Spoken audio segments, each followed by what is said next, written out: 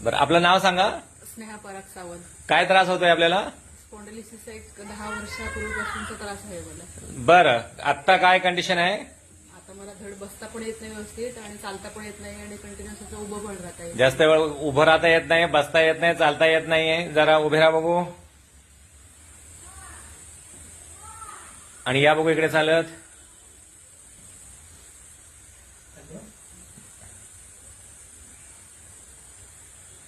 जरा फिरा आणि तिकडे खुर्चीत जाऊन बसा बघू.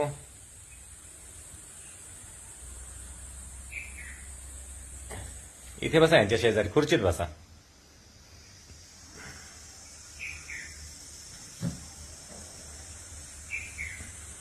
आता उठा बघू खुर्चीतून.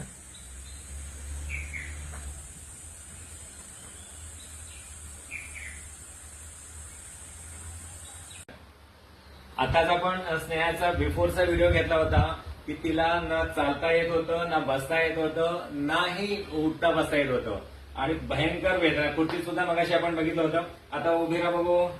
हे बघा, सपोर्ट शिवाय. आणि बसा बघू खाली. बघा, मगाशी उठताना बसताना अक्षरशः सपोर्ट घेऊन जीव ओढून असं चालायला लागायचं. आणि आता चेहऱ्यावरती स्माईल. बघा, उभे राहा आणि चला चाला जरा. बघा, कॅमेरामॅन फोकस करो.